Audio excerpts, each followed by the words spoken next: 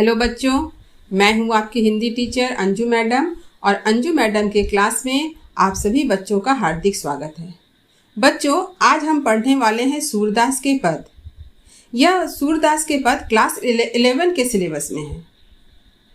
तो सबसे पहले कवि परिचय पढ़कर बताऊंगी, फिर पद का वाचन होगा, उसके कठिन शब्दों के अर्थ को बताया जाएगा और उसके बाद पद की अर्थ सहित व्याख्या प्रस्तुत करूंगी। तो बच्चों, आपसे अनुरोध है कि आप खूब ध्यान से मेरी बातों को सुने, हर शब्द को भी लिखते चलें, तो आपके लिए बहुत ज़्यादा ही अच्छा होगा, बहुत ही बेहतर होगा, क्योंकि आप शुरू से ही लिखने के अभ्यास के साथ जुड़ जाएंगे और लिखते रहने से आपके हाथ की हैंडराइटिंग जो है वो भी सुंदर होगी और आपका लिखने का स्पीड भी बढ़ेगा। तो इन सारी बातों को ध्यान में रखते हुए आप कॉपी लेकर कलम लेकर बैठें और लिखना आरंभ करें। क्योंकि कवि परिचय बताना इसलिए ज़रूरी होता है कि आपके फाइनल एग्ज़ाम में कवि परिचय से भी बहुत सारे प्रश्न आते हैं, जैसे कवि का जन्म कहाँ हुआ था, कब हुआ था, उनके गुरु कौन थे, कवि की भाषा क्या थी। इस तरह के बहुत सारे प्रश्न जो होते हैं वो पाठ से आते हैं। तो इन प्रश्नों के उत्तर को जानने के लिए आपको कवि का परिचय जानना जरूरी है। तो चलिए सूरदास जी का परिचय प्राप्त करते हैं।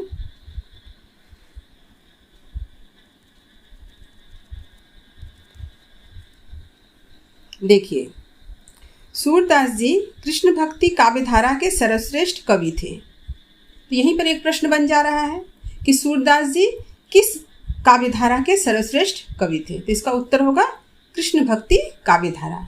यानी इसी तरह से आपके प्रश्न एग्जाम में पूछे जाते हैं। क्योंकि मैं प्रश्नों को बाद में आपको लिखवा दूंगी, फिर भी आप स्वयं से भी कुछ प्रश्न अपने आप भी तैयार करना सीखें। इनका जन्म संवत 1540 ईस्वी में है 1483 में सीही नामक ग्राम में हुआ। कुछ विद्वान सूरदास का जन्म स्थान रुनकता मानते हैं। स्वामी वल्लभाचार्य जी सूरदास के गुरु थे। देखिए, यहाँ भी एक प्रश्न बन जाएगा कि सूरदास जी के गुरु कौन थे। सूरदास वात्सल्य व श्रृंगार के अन्यतम कवि हैं। यह भी प्रश्न बनेगा कि सूरदास जी किस प्रकार की रचना करते हैं। उत्तर हो जाएगा वात्सल्य और श्रृंगार। इनकी प्रमुख रचनाएं सूरसागर, सूरसारावली, साहित्य लहरी है। ये भी बहुत इंपॉर्टेंट है। सूरदास ने अपने काव्य में बाल कृष्ण के सौंदर्य, चपल चेष्टाओं और क्रीड़ाओं की मनोरम झांकी के साथ ही कृष्ण व गोपियों के अनन्य प्रेम का सरस, सजीव व मनोहारी चित्रण किया है। सूरदास जी ने भक्ति व विनय संबंधी पदों की भी रचना की है। तो यहाँ भी एक प्रश्न बन सकता है कि सूरदास जी ने वात्सल्य और श्रृंगार के अतिरिक्त और किस प्रकार की रचनाएं की है। तो आप उत्तर में लिखेंगे भक्ति और विनय संबंधी पदों की रचना की है। अब देखिए, इनकी काव्य भाषा सरस व मधुर ब्रज भाषा है। यहाँ एक तो महत्वपूर्ण प्रश्न बन रहा है कि सूरदास की भाषा क्या है। तो इस प्रकार आप देख ही रहे हैं कितने सारे प्रश्नों की सृष्टि यहाँ हो रही है, अपने आप बन जा रहे हैं। आप इसी तरह से पढ़िएगा। सूरदास के पद विभिन्न राग रागिनियों में आबद्ध हैं, जिनमें साहित्य व संगीत का मणिकांचन संयोग हुआ है। मणिकांचन माने एकदम मिला हुआ रूप है। ज्ञेयता, स्वाभाविकता, सरसता व मार्मिकता इनके काव्य का अद्वितीय गुण है। अपने आराध्य श्री कृष्ण को जीवन लीलाओं का गायन ही सूरदास के जीवन का लक्ष्य था। इनकी मृत्यु संवत 1620 ईस्वी है 1563 में हुई। तो ये एक संक्षिप्त कवि परिचय है जो आपके पुस्तक में दिया हुआ है। अब चलिए पद को पढ़ते हैं। देखिए, पहला पद आपके पुस्तक में किंतु 2 ही पद पढ़ना है। वात्सल्य के पद 2 है और आपको सूरदास जी में पढ़ना है भ्रमर गीत। भ्रमर गीत में भी 2 ही है। देखिए, बहुत ही सुंदर पद है। मैया मोही दाऊ बहुत खिजायो, मोसो कहत मोल को लीन्हो, तू जसुमती कब जायो। कहा कहो करो इह रिसके मारे, खेलन हो नहीं जात, पुनि पुनि कहत कौन है माता, को है तेरो तात। गोरे नंद जसोदा गोरी, तू कत श्यामल गात, चुटकी दे दे ग्वाल नचावत, हसत सबे मुस्कात।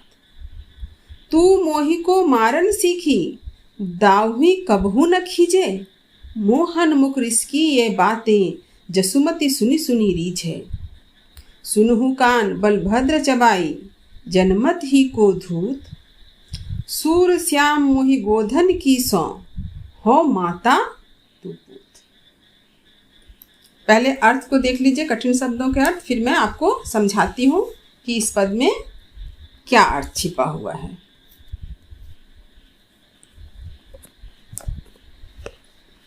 आप लिखते चलें। देखिए, मैया अर्थात माँ, तो माँ यहाँ कौन है? यशोदा माँ।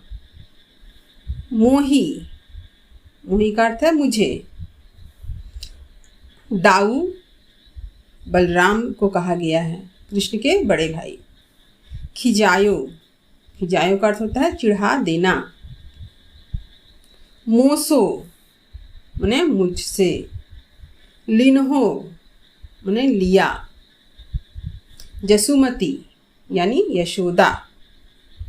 जायो मतलब जन्म देना। इही माने इस। रिस मतलब गुस्सा। पुनी पुनी, पुनी पुनी मतलब बार बार। तात कहा जाता है किसको? पिता को। कत मतलब कैसे। श्यामल मतलब सांवला।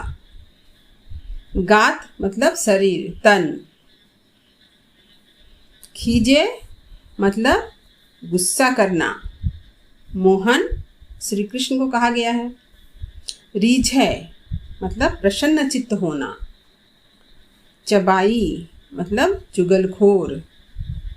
जनमत मतलब जन्म से ही। जनमत का क्या अर्थ हुआ? जन्म से ही। धूत का अर्थ होता है धूर्त, होता है चालाक।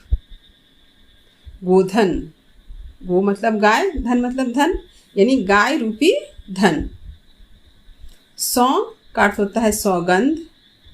पूत का अर्थ है पुत्र। एक बार फिर मैं पढ़ दे रही हूँ शब्दों के अर्थ को, क्योंकि बहुत सारे शब्द हैं, थोड़ा लिखने में भी आपको समय लग जाएगा। यदि कहीं लिखने में दिक्कत हो रही है तो आप वीडियो के अंत में फिर से आराम से वीडियो को देखें और धीरे धीरे अर्थ को लिख लें। लेकिन अभी मैं फिर से एक बार आपको पढ़कर सुना दे रही हूँ, ताकि आपके दिमाग में ये सारे शब्दों के अर्थ एकदम से बैठ जाए। इसलिए खूब ध्यान से सुनिए और लिखिए। मैया यशोदा माँ। मोही मतलब मुझे। दाऊ मतलब बलराम। खिजायो चिढ़ा देना। मोसो का अर्थ होता है मुझसे। लिन्हो का अर्थ होता है लिया। जसुमती यशोदा को कहा गया है। जायो मतलब जन्म देना। इही मतलब इस। रिस मतलब गुस्सा। पुनी पुनी मतलब बार बार। तात मतलब पिता। कत मतलब कैसे। श्यामल तो सांवला। गात का अर्थ है शरीर। खीजे का अर्थ होता है गुस्सा करना। मोहन श्री कृष्ण का ही एक नाम है। रीझे मतलब प्रसन्न चित्त होना, प्रसन्न होना। चबाई चुगलखोर। जनमत जन्म से ही। धूर्त कहा गया धूत को। गोधन गाय रूपी धन। सौ मतलब सौगंध। पूत मतलब पुत्र। क्योंकि ब्रज भाषा के सारे शब्द हैं इसलिए आपको कठिन लगेंगे, इसलिए बहुत सारे शब्दों का अर्थ तो मैंने लिखा दिया है। और कुछ शब्द हैं जैसे जब मैं अभी पढ़ाऊँगी तो उसके साथ ही आपको अन्य सभी शब्दों के अर्थ भी आपको मालूम हो जाएंगे। ये है वात्सल्य के पद। वात्सल्य जुड़ा होता है छोटे बच्चे के साथ जो माँ की भावना होती है। एक बच्चे के प्रति माँ की भावना, या एक बच्चे के मन में माँ के लिए, और माँ के लिए माँ के मन में बच्चे के लिए जो भावना होती है वही होता है वात्सल्य। यहाँ पर चूँकि श्री कृष्ण भगवान के बचपन का वर्णन किया गया है, बाल्यकाल का वर्णन है, इसलिए यहाँ पर वात्सल्य भाव अभिव्यक्त हुआ है। सूरदास जी के बारे में कहा जाता है कि उन्होंने श्री कृष्ण का वात्सल्य रूप का चित्रण, यानी उसके बचपन का जो चित्र हमारे सामने प्रस्तुत किया है, वह विश्व साहित्य में कहीं भी नहीं ऐसा है कि विश्व के किसी भी साहित्य में किसी भी बच्चे का इतना सुंदर वर्णन सूरदास के अतिरिक्त किसी ने नहीं किया है। और हम सभी जानते हैं, आप जानते होंगे कि सूरदास जी अंधे थे। तो सूरदास जी अंधे होने के बाद भी उन्होंने श्री कृष्ण के बचपन का इतना सुंदर, इतना स्वाभाविक वर्णन किया है कि वो अन्य साहित्य में, विश्व साहित्य में दुर्लभ है। ये बड़े आश्चर्य की बात है कि सूरदास जी आंख से अंधे होते हुए भी उन्होंने अपने मन की आंखों से कृष्ण के सौंदर्य, कृष्ण के बारे में, कृष्ण के विभिन्न लीलाओं का वर्णन इतने सुंदर ढंग से किया, इतने मोहक ढंग से किया है, लगता है जैसे सब कुछ सच है, आंखों के सामने घट रहा हो। इसलिए ये प्रश्न भी आता है कि सूरदास जी का वात्सल्य वर्णन विश्व साहित्य में अनूठा है। इस बात को स्पष्ट कीजिए या इस बात को सिद्ध कीजिए। तो सूरदास की महान उपलब्धि कि श्री कृष्ण का बाल वर्णन अद्वितीय है, विश्व साहित्य में दुर्लभ है, अनूठा है।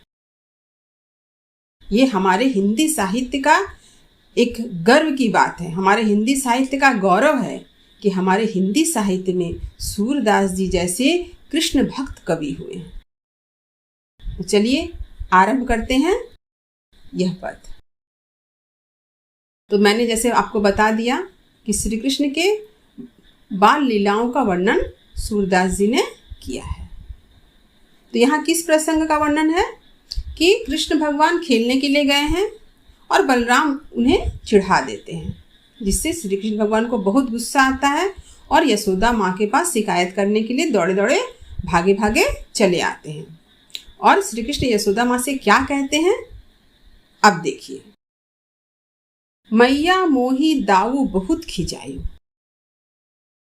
मैया यानी यशोदा माँ, मोही मतलब मुझे, दाऊ मतलब बलराम, बहुत खिजायु चिढ़ाते हैं।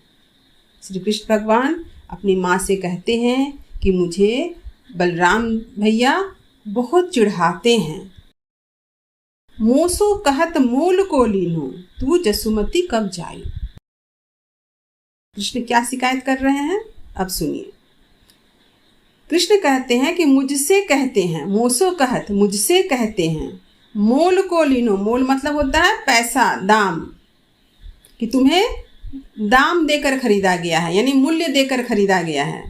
तू जसुमती कब जायु, तुझे यशोदा माँ ने कब जन्म दिया है, तुम्हें तो खरीद के लाया गया है। यह कह के बलराम जो है श्री कृष्ण को चिढ़ाते हैं। देखते हम लोग भी अपने घरों में बच्चों को कितना बार कितना कुछ कह के उल्टा सीधा कह के चिढ़ाते हैं ना, बहुत आनंद आता है। ठीक उसी तरह से बलराम को भी बहुत आनंद आता है श्री कृष्ण को चिढ़ाने में। और उस श्री कृष्ण को क्या कहते हैं चिढ़ाने में, ये तुम्हें तो पैसे से खरीदा गया है, मोल करके लाया गया है, तुम्हें तो यशोदा माँ ने जन्म ही नहीं दिया है। और उसके बात को सुन करके कृष्ण भगवान को गुस्सा आ जाता है। कहा करो करो यही रिस के मारे, अब तुम ही बताओ इस गुस्से के कारण, रिस मतलब गुस्सा, इस गुस्सा के मारे मतलब गुस्सा के कारण, खेलन हो नहीं जात, मैं खेलने नहीं जा रहा हूँ। इसी गुस्सा के कारण कि बलराम ने ये सारी बातें कही है, मुझे बहुत गुस्सा आ गया है और मैं खेलने नहीं जाऊंगा। पुनी पुनी कहत कौन है माता को है तेरोता। और बार बार बलराम कहते हैं क्या कि तुम्हारी माता कौन है और तुम्हारे पिता कौन है। मतलब यशोदा माँ ने तो तुम्हें तो जन्म दिया नहीं, तो अब तुम्हारे माता कौन है और तुम्हारे पिता कौन है। ये प्रश्न बार बार पूछते हैं, जिससे उसे कृष्ण भगवान को बहुत गुस्सा आता है। तो तर्क क्या देते हैं बलराम इस प्रश्न का, गोरे नंद जसोदा गोरी तू कत श्यामल गात। बलराम जो है तर्क में कहते हैं कि नंद बाबा गोरे हैं, यशोदा माँ भी गोरी है, तो तू कैसे श्यामल शरीर का हो गया, सांवले शरीर का हो गया? क्योंकि श्री कृष्ण भगवान का रंग कैसा था? सांवला था। तो इसलिए बलराम चिढ़ाने में तर्क देते हैं कि यशोदा माँ गोरी है, नंद बाबा गोरे हैं, तो तुम कैसे सांवले रंग के हो गए? इसका मतलब क्या है कि यशोदा माँ ने तुम्हें जन्म नहीं दिया है, तुम्हें खरीद के लाया गया है।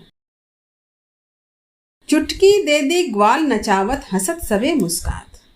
सिर्फ इतना ही नहीं होता है, जितने ग्वाले के बच्चे वहां पर थे सब क्या करते हैं, कृष्ण भगवान को घेर लेते हैं और चुटकी बजा बजा के नाचते हैं और सब हंसते हैं और मुस्कुराते हैं इस बात पर कि बलराम जो कह रहा है उस बात पर सबको हंसी आ रही है, सब मुस्कुरा रहे हैं और सब चुटकी बजा बजा कर नाच रहे हैं। श्री कृष्ण अब जो है माँ यशोदा से फिर क्या कहते हैं, तू मोही को मारन सीखी दाहुई कभू न खींचे। तो मतलब यशोदा माँ को कह रहे हैं कृष्ण कि तुम मुझे ही मारने सीखी हो, तुम सिर्फ मुझे ही मारना जानती हो, दाहुई कभू न खींचे, कि तो बलराम भैया पर कभी गुस्सा नहीं करती हो, कभी उस पर खींचती नहीं हो। तुमको जितना गुस्सा करना होता, जितना मारना होता है सब मुझे मारती हो, लेकिन बलराम भैया को कभी डांटती नहीं हो, उस पर कभी गुस्सा नहीं करती हो। तो इतने सारे शिकायत को सुन करके अब यशोदा माँ क्या सोच रही है उसका सूरदास जी ने वर्णन किया है। तो यशोदा माँ क्या सोच रही है, मोहन मुख रिस की ये बातें जसुमती सुनी सुनी रीझे। यशोदा माँ जब अपने पुत्र श्री कृष्ण के मुख से ऐसे गुस्से भरी बातों को सुनती है तो यशोदा माँ क्या करती है, मन ही मन मुस्कुराती है ना, मन ही मन उनको हंसी आती है कि ये छोटा सा कृष्ण कैसे आकर के बलराम की शिकायत में कितनी सारी बातें को कह रहा है और इतना छोटा सा बालक कैसे गुस्सा हो रहा है ना। उसके गुस्से के भाव को देखकर यशोदा माँ को हंसी आती है, मन ही मन हंस रही है। और क्या कहती है, सुनहु कान, कान कहा गया श्री कृष्ण भगवान को, बलभद्र चबाई जनमत ही को धूत। यशोदा माँ कहती है सुनो कृष्ण, सुनो कान मतलब सुनो कृष्ण, बलभद्र माने बलराम, वो क्या है, बचपन से ही चुगलखोर है, इधर की बात उधर करता है, उधर की बात इधर करता है, वो बचपन से ही चुगलखोर है। जनमत ही को धूत, और वो जन्म से ही, छोटे से ही बहुत चालाक है। कहने का तात्पर्य है क्या कि वह तुम्हें जानबूझकर झूठ बोल रहा है। सूर श्याम मोही गोधन की सौ हो माता तू। सूरदास जी कहते हैं अंत में कि यशोदा माँ कहती है कि मैं गाय की सौगंध खाकर कहती हूँ, गाय रूपी धन। यहाँ पर गाय रूपी धन क्यों कहा गया, क्योंकि यशोदा नंद ये सब क्या थे, ग्वाले थे, और ग्वालों का धन क्या है, गाय है। तो इसलिए यशोदा माँ क्या करती है, श्री कृष्ण से कहती है कि देखो मैं गाय की सौगंध खा के कहती हूँ, हो माता तू पूत, माने मैं ही, हो मतलब मैं ही माता हूँ और तू पूत, तुम ही पुत्र हो। यशोदा माँ ही कृष्ण की माँ है और कृष्ण ही यशोदा के पुत्र हैं। यह जो है यशोदा माँ सौगंध खाकर कहती है। तो इस प्रकार इस पद में सूरदास जी ने बड़े ही स्वाभाविक रूप से, बहुत ही सहज रूप से ब्रज भाषा में, क्योंकि उनकी भाषा ब्रज भाषा है इसलिए हमें कठिन लग रही है, लेकिन बहुत ही सरस, बहुत ही मीठी भाषा है। इस भाषा में श्री कृष्ण का बाल वर्णन किया है। तो उम्मीद है बच्चों आपको यह वात्सल्य का जो पद है, पहला पद, इसका अर्थ आपको अच्छी तरह से समझ में आ गया होगा। यदि कहीं कोई दिक्कत होती है तो आप मुझे कमेंट बॉक्स में पूछ सकते हैं, अपने प्रश्नों को वहाँ पर लिखेंगे और मुझ तक भेजेंगे। क्योंकि मैंने प्रत्येक शब्द के अर्थ को बताने की चेष्टा की है और यथासंभव ढंग से बताया भी है। कुछ शब्दों को तो लिखकर बता दिया और कुछ शब्द का अर्थ जो है मैंने पढ़ाते वक्त आपको बता दिया है। आप वहाँ से भी नोट करेंगे, क्योंकि आप तो समझदार हैं, क्लास 11 में पढ़ते हैं, आपको पता है कि कुछ शब्द के अर्थ लिखा दिया गया है, उसको तो आप लिखेंगे ही लिखेंगे, लेकिन जो कुछ आपको और भी कोई अर्थ कठिन लगा होगा और उसे मैंने पढ़ाते वक्त बताया है तो आप उसे तुरंत नोट भी कर लेंगे।